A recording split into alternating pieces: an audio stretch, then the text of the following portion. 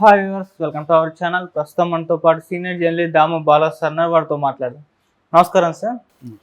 Sir, Chandrababu Naidu గారు ఒక కీలక నిర్ణయం తీసుకున్నారని అన్ని ప్రభుత్వ కార్యాలయాల్లో చంద్రబాబు గారితో ఫోటో పాటు పవన్ కళ్యాణ్ గారి ఫోటో కూడా ఉంచాలని చెప్పేసి ఒక నిర్ణయం తీసుకున్నట్టు తెలుస్తుంది. మరి ఇందుకు సంబంధించిన ఫోటోలు కూడా వైరల్ అవుతున్నాయి. ఈ నిర్ణయం అసలు చంద్రబాబు గారు ఎందుకు తీసుకున్నట్టు సార్? మామూలుగా అయితే రాజ్యాంగంలో ఎక్కడా కూడా డిప్యూటీ సీఎం అనే పోస్ట్ లేదు. దానికేమి రాజ్యాంగ శాంక్టిటీ అంటారు కదా, అటువంటిది ఏమి లేదు. అది ఊరికే ఇస్తూ ఉంటారు, పొలిటికల్ రీజన్స్తో ఇస్తూ ఉంటారు. జనరల్గా అయితే జగన్ దీంట్లో దాదాపు 5 మంది ఉప ముఖ్యమంత్రులు ఉన్నారు. ఆయన సామాజిక సమీకరణాలు అయితే ఎస్సీలు, బీసీలు, మహిళలు ఇలాగా పెట్టుకున్నాడు. సో వాళ్ళకి ఒక సింబాలిక్గా ఉప ముఖ్యమంత్రి ఇవ్వడం అనేది చేశాడు. అంతవరకు ప్రయోజనం నెరవేరింది. కానీ వాళ్ళకి సపరేట్గా ప్రోటోకాల్స్ కానీ, వాళ్ళకి సపరేట్గా దానివల్ల బెనిఫిట్స్ కానీ ఏమీ లేవు. వాళ్ళకి ఏమి అధికారాలు లేవు.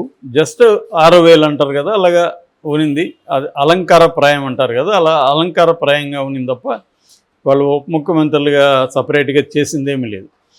అయితే చంద్రబాబు కూడా పవన్ కళ్యాణ్కి ఉప ముఖ్యమంత్రి ఇవ్వడం ద్వారా ఏంటంటే ఒక సింబాలిక్ జెస్చర్ చేశాడు. దాంతోపాటు పవన్ కళ్యాణ్కి జగన్ లాగా కాకుండా పోటీ ఎవరిని పెట్టలేదు. పవన్ కళ్యాణ్ ఒకరినే ముఖ్యమంత్రి పెట్టారు. ఇంకొకరిని పెడితే పవన్ కళ్యాణ్కి ఇబ్బంది వస్తుందని చెప్పి ఆయన ఇంకెవరికి ఇవ్వలేదు. అట్లాగే పవన్ కళ్యాణ్కి 6 శాఖల్ని ఇచ్చాడు. ఇది కూడా అసాధారణమైంది. పవన్ కళ్యాణ్కి 6 శాఖల్ని ఇవ్వడం అనేది మామూలు విషయం కాదు. చాలా ఇంపార్టెంట్ పొజిషన్ ఇచ్చాడు. దాని తర్వాత ప్రోటోకాల్స్ కూడా ఏర్పాటు చేస్తూ వస్తున్నాడు పవన్ కళ్యాణ్కి. అంటే ఉప ముఖ్యమంత్రిగా ఊరికే రబ్బర్ స్టాంప్ లేకుండా, నామకే వాస్తులాగా పోస్ట్ పెట్టకుండా దానికి ప్రోటోకాల్స్ కూడా క్రియేట్ చేసుకుంటూ వస్తున్నాడు. అందులో భాగంగానే ఈరోజు మార్నింగ్ ఒక డెసిషన్ తీసుకున్నారు. అదేంటంటే ప్రతి గవర్నమెంట్ ఆఫీస్లో, తర్వాత గవర్నమెంట్ ప్రోగ్రామ్స్ కార్యక్రమాల్లో చంద్రబాబు మామూలుగా అయితే ముఖ్యమంత్రి ఫోటోలను పెడతారు. దాంతోపాటు ఉప ముఖ్యమంత్రి పవన్ కళ్యాణ్ ఫోటో కూడా పెట్టాలని ఆదేశాలు జారీ చేశారు. సో చంద్రబాబు ఎందుకు పవన్ కళ్యాణ్కి ఇంత ఇంపార్టెన్స్ ఇస్తున్నాడు అంటే, అధికారం రాకముందు ఇచ్చాడంటే అర్థమవుతుంది అందరికీ. పవన్ అవసరం ఉంది, పవన్ లేకుండా తాను గెలవలేనని చంద్రబాబుకి గట్టి నమ్మకం కాబట్టి పవన్ మీద ఆధారపడాల్సి వచ్చింది. పవన్ మీద ఆధారపడినాక పవన్ అడిగిన సీట్లు ఇవ్వలేదు. అట్లాగే జనసేన కావచ్చు, కాపు నాయకులు హరిరామ్ జోగయ్య లాంటి వాళ్ళు డిమాండ్ చేసినట్టుగా 50-60 సీట్లు పవన్ కళ్యాణ్కి ఇవ్వలేదు. కేవలం 20, ఫస్ట్లో 24 ఇచ్చారనుకుంటా. దాని తర్వాత అది కూడా పవన్ కళ్యాణ్ 3 త్యాగం చేశాడు. సో అట్లాగే ఎంపీ కూడా 1 త్యాగం చేశాడు. ఓవరాల్గా 21 ఎమ్మెల్యే, 2 ఎంపీ సీట్లు ఇచ్చారు. సరే, అవన్నీ 100% స్ట్రైక్ రేట్తో పవన్ గెలుచుకున్నాడు. ఇక్కడ ఏంటంటే చంద్రబాబు అప్పుడు ఏం చేశాడంటే, పవన్కి ఇంపార్టెన్స్ ఇస్తున్నట్టుగా, అంటే నిజంగా ఇవ్వాల్సిన చోటేమో ఇవ్వలేదు, సీట్లకి ఇవ్వలేదు.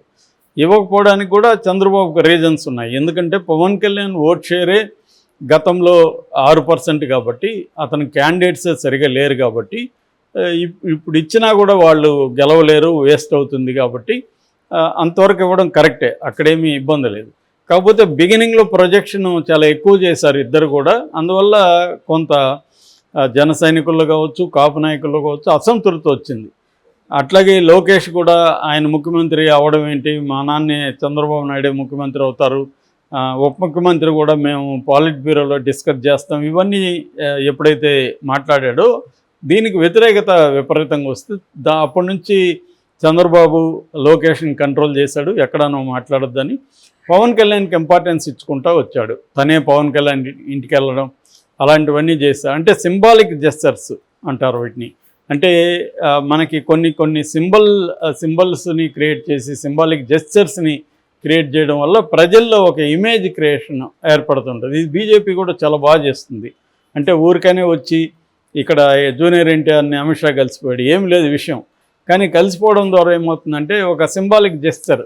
వాళ్ళు జూనియర్ ఎన్టీఆర్నే కాకుండా ప్రముఖ ఇన్ఫ్లుయెన్సర్లని, జర్నలిస్టులని, ప్రొఫెసర్ నాగేశ్వర్కి వాళ్ళ ఇంటికి నడ్డా వచ్చిపోయాడు.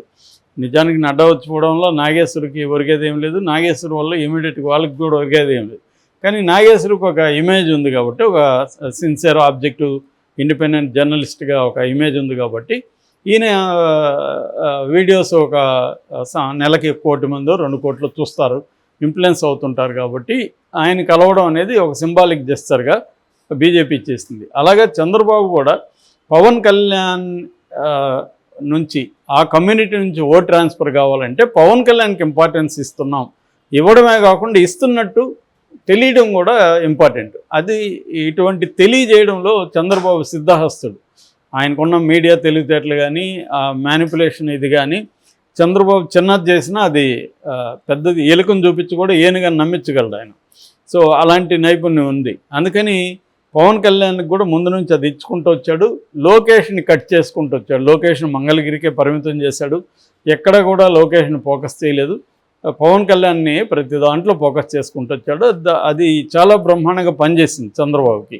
అందువల్ల మొత్తం కాపు కమ్యూనిటీ, కమ్మ కమ్యూనిటీ ఏకం కాగలిగింది. కాపులు, బీసీలు బలంగా కూటమికి ఓటేయడం వల్లే వీళ్ళు గెలిచారని కూడా సిఎస్డిఎస్ లోకనీతి పోస్ట్ పోల్ సర్వేలో కూడా క్లియర్గా వాళ్ళు చెప్పింది ఏంటంటే ఇది సోషల్ అలయన్సే. సోషల్ అలయన్స్ అనేది ప్రధానంగా పనిచేసింది. అంటే పవన్ కళ్యాణ్ కానీ చంద్రబాబుతో కలవకుండా ఉంటే చంద్రబాబు గెలిచే పరిస్థితి లేదు అనేదే పోస్ట్ పోల్ సర్వేలు కూడా చెప్తున్నాయి. సో క్లియర్గా ఏంటంటే అందువల్ల పవన్ కళ్యాణ్కి ఇంపార్టెన్స్ అనేది జాగ్రత్తగా ఇచ్చుకుంటూ వచ్చాడు. ఇప్పుడు సొంతంగా చంద్రబాబుకే 135 సీట్లు ఉన్నాయి, కూటమికి 164 ఉన్నాయి. సో పవన్ కళ్యాణ్ అవసరం ఏ రకంగానే చంద్రబాబుకి లేదు. అయినా పవన్ కళ్యాణ్కి విపరీతమైన ఇంపార్టెన్స్ ఇస్తున్నాడు. తన సెకండ్ పొజిషన్ పెట్టడం కానీ, పవన్ కళ్యాణ్ స్టేజ్ల మీద గౌరవించే పద్ధతి కానీ, లోకేష్ పవన్ కళ్యాణ్ పాదాలకి వద్దన్నా కూడా నమస్కరించి ఆశీర్వాదం పెద్దన్నలాగా ఆశీర్వాదం తీసుకోవడం కానీ, ఇవన్నీ ఏంటంటే సింబాలిక్ జెస్చర్స్. అట్లాగే ఈరోజు ఫోటోలు గవర్నమెంట్ దీంట్లో పెట్టడం కూడా ఒక సింబాలిక్ జెస్చర్. ఎందుకంటే నెక్స్ట్ 5 ఏళ్ల తర్వాత కూడా చంద్రబాబు ఒంటరిగా పోటీ చేయడానికి రెడీగా లేడు. ఖచ్చితంగా పవన్ కళ్యాణ్తోనే వెళ్ళాలి. సోషల్ అలయన్స్ ఏదైతే ఉందో ఇది వర్కౌట్ అయింది. సో దీన్ని ముందుకు తీసుకెళ్ళాలి. రెండోది పవన్ కళ్యాణ్ ఉండడం వల్ల చంద్రబాబు పరిపాలన, చంద్రబాబు హామీల వెనకడు ఇవన్నీ జనాలకు తెలుసు. కాబట్టి చంద్రబాబు ఒకడైతే విశ్వసనీయత కూడా అంత ఎఫెక్టివ్గా ఉండదు. కానీ పవన్ కళ్యాణ్ చేరడం వల్ల పవన్ కళ్యాణ్ ఫ్రెష్గా ఉన్నాడు, అతనికి ఏమి నెగిటివ్ ఆస్పెక్ట్స్ లేవు. అందుకని వైసీపీ వాళ్ళు కూడా అతని మీద విమర్శించడానికి పిల్లల విషయం తీసుకొచ్చారు తప్ప ఇంక వేరే ఇష్యూ ఏం లేదు. పవన్ కళ్యాణ్ కుంభకోణాలు చేయలేదు, పవన్ కళ్యాణ్కి హామీలు ఇచ్చి వెనక్కి పోలేదు, ఇవన్నీ లేవు, అధికారమే రాలేదు. కాబట్టి అది చంద్రబాబుకి ఆ ఇమేజ్ బాగా ఉపయోగపడింది చంద్రబాబుకి. రెండోది నేను గ్యారంటీ, ఈ హామీలకి నేను గ్యారంటీ అని చంద్రబాబు తరపున పవన్ కళ్యాణ్ మాట్లాడడం, చాలా విషయాల్ని తను ఓన్ చేసుకొని నేను అని మాట్లాడడం, ఇవన్నీ జనాలకు కొత్తగా అనిపించాయి. ఒక కొత్త ఎలిమెంటు దీంట్లోకి యాడ్ అయింది. సో అందుకని నెక్స్ట్ 5 ఏళ్ల తర్వాత కూడా పవన్ కళ్యాణ్ ఇదే విధంగా జాగ్రత్తగా చూసుకుంటూ, అతను అడిగినవన్నీ ఇస్తూ, అతన్ని జాగ్రత్తగా చూసుకోవడం ద్వారా ఇది పవన్ కళ్యాణ్ని జాగ్రత్తగా చూసుకోవడం అంటే అర్థం పవన్ కళ్యాణ్ వెనకున్న కాపు సామాజిక వర్గాన్ని జాగ్రత్తగా చూసుకోవడం. ఈ కాపు, కమ్మ, బీసీ ఈ కాంబినేషన్ని జాగ్రత్తగా చూసుకుంటే 2029లో కూడా మనకు తిరుగుండదు అనేది చంద్రబాబు బతుకున్నంత వరకు పవన్ కళ్యాణ్ తిరుగుబాటు చేయడు. చంద్రబాబు లేనప్పుడు వీళ్ళిద్దరి మధ్య ప్రాబ్లమ్స్ వచ్చే విధంగా ఉంది. ఇది ఒక ఎలిమెంట్. రెండో ఎలిమెంటు మోడీకి పవన్ పట్ల ఉండే ప్రత్యేక ఇంట్రెస్ట్. మోడీ పవన్కి విపరీతమైన ఇంపార్టెన్స్ ఇస్తున్నాడు. మొన్న కూడా మనం చూస్తే ఆ విజువల్స్లో చిరంజీవి పవన్ కళ్యాణ్ అట్లుంటే ఈయనే మోడీ వచ్చి చొరవగా వాళ్ళిద్దరు చేతులు తీసుకొని పైకి లేపడం, ఇవన్నీ ఏం తెలియజేస్తున్నాయంటే మోడీ పవన్ కళ్యాణ్కి అట్మోస్ట్ ఇంపార్టెన్స్ ఇస్తున్నాడు, చిరంజీవికి అట్మోస్ట్ ఇంపార్టెన్స్ ఇస్తున్నాడు అని తెలుస్తుంది. సో మోడీకి ఇంకొక 10 ఏళ్ల పాటు తనే అధికారంలో ఉండాలి అన్న ఒక కోరిక ఉంది. కాబట్టి దానికి తగినట్టుగా ప్రతిదీ లాంగ్ టర్మ్ ప్లాన్లో వర్క్ చేస్తున్నాడు. ఆంధ్రాలో మోడీ ప్లాన్ ఏంటంటే చంద్రబాబు తనతో ఉంటే ఓకే, లేనప్పుడు ఇటు పవన్ కళ్యాణ్ తన వైపు పెట్టుకొని కమ్మ సెక్షన్ని, జూనియర్ ఎన్టీఆర్ని కమ్మ సెక్షన్ వైపు తీసుకొచ్చి తను ఒక సోషల్ ఈ కాంబినేషన్ని పెట్టుకొని వెళ్దామనేది మోడీకి ఉన్న ఇంట్రెస్ట్. అది చంద్రబాబుకు తెలుసు. అందుకని ఎవరినో మీరు ఎందుకు తేవాలి, మేమే మీతో ఉంటాం అన్న జెస్చర్ని చంద్రబాబు చూపిస్తున్నాడు. అందుకని ఈరోజు కూడా మనకి ప్రశాంత్ కిషోర్ నితీష్ కుమార్ని తీవ్రంగా విమర్శించాడు. నితీష్ కుమార్ ఏమీ డిమాండ్ చేయట్లేదు, ప్రత్యేక హోదా చేయట్లేదు, పిల్లలకు ఉద్యోగాలు అడగట్లేదు, షుగర్ ఫ్యాక్టరీలు అడగట్లేదు, ఈయన ఏమడుగుతున్నా అంటే 2025లో కూడా నేనే సీఎం ఉంటానని అడుగుతున్నాడు అని విమర్శించాడు. అదే విమర్శలు చంద్రబాబు కూడా అప్లై అవుతాయి కదా. చంద్రబాబు కూడా ఏం అడుగుతున్నాడు, ఇప్పటివరకు ఏం అడగలేదు. రాష్ట్రానికి ఏమన్నా అడిగాడా, ఏం అడగలేదు. కానీ చంద్రబాబు మీద విమర్శలు ఎవరు చేయకుండా చూసుకుంటున్నారు. ఎందుకంటే నితీష్ కంటే కూడా చంద్రబాబుకు బలం ఎక్కువ ఉంది. నితీష్ డిమాండ్ చేయలేడు. ఎందుకు, అక్కడ స్టేట్లో కూడా కొయిలేషన్ గవర్నమెంట్ ఉంది. నితీష్ డిమాండ్ చేసి ఇదైతే అక్కడ తనకి దెబ్బ. చంద్రబాబుకు అవేమీ లేవు. చంద్రబాబుకు అబ్సల్యూట్ మెజార్టీ ఉంది, 16 మంది ఎంపీలు ఉన్నారు. అయినా కూడా డిమాండ్ చేయట్లేదంటే అర్థం చంద్రబాబుకు కూడా భయం ఉంది.